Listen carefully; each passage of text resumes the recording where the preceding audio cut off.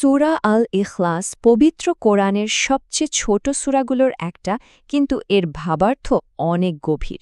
একে প্রায়শই কোরআনের 1/3 বলা হয়।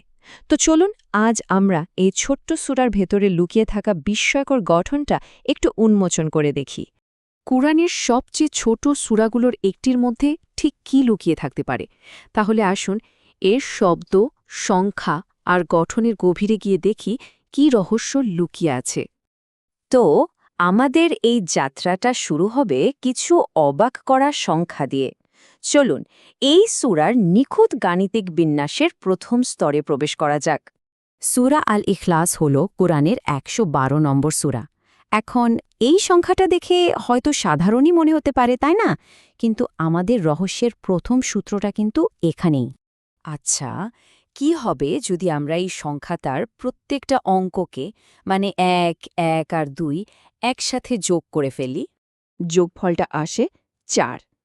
এখন ভাবছেন ৪ তো একটা সাধারণ সংখ্যা, কিন্তু একটু অপেক্ষা করুন।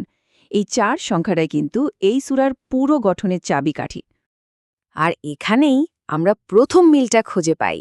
একদিকে দেখুন সূরার নম্বরটার অঙ্কগুলো যোগ করলে হয় ৪, আবার অন্যদিকে এই সূরার মোট আয়াত সংখ্যাও কিন্তু ঠিক ৪। কি আশ্চর্য একটা মেল, তাই না? কিন্তু এখানেই শেষ না। এই সূরার মূল বিষয়টা কি? আল্লাহর একত্ব।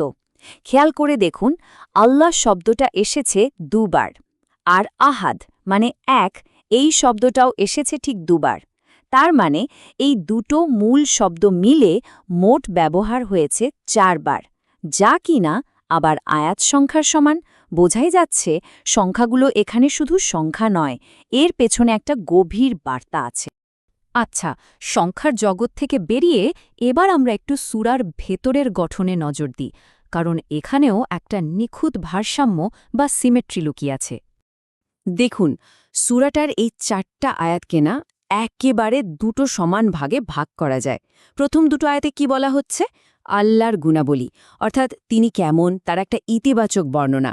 আর শেষে দুটো আয়াতে ঠিক তার উল্টোটা, আল্লাহ সম্পর্কে যত ভুল ধারণা আছে সেগুলোকে না করে দেওয়া হচ্ছে।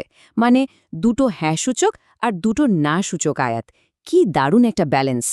তাহলে সংখ্যা আর গঠন তো দেখলাম, চলুন এবার এই পর্যালোচনার একেবারে শেষ ধাপে যায়, যেখানে আমরা দেখব এই সূরার প্রত্যেকটা শব্দ কতটা ভেবেচিন্তে বসানো হয়েছে।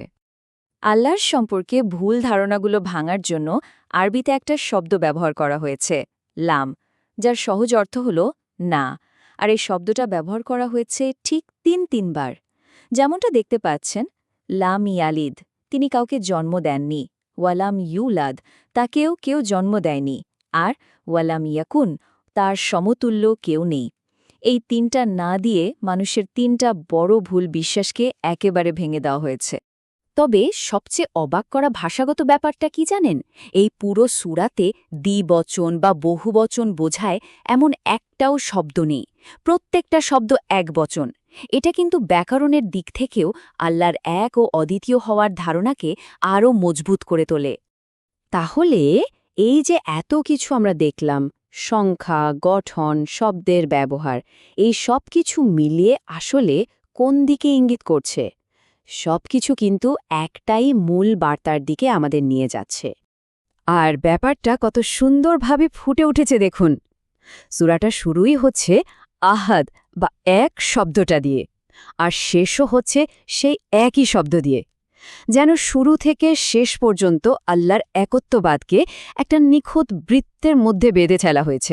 তো প্রশ্নটা এখানেই থেকে যায়, শব্দ, সংখ্যার আর কাঠামোর এই যে এত নিখুঁত একটা মেলবন্ধন, এটা কি শুধুই একটা কাকতালীয় ব্যাপার, নাকি এর পেছনে রয়েছে আরও গভীর কোনো ঐশ্বরিক পরিকল্পনা?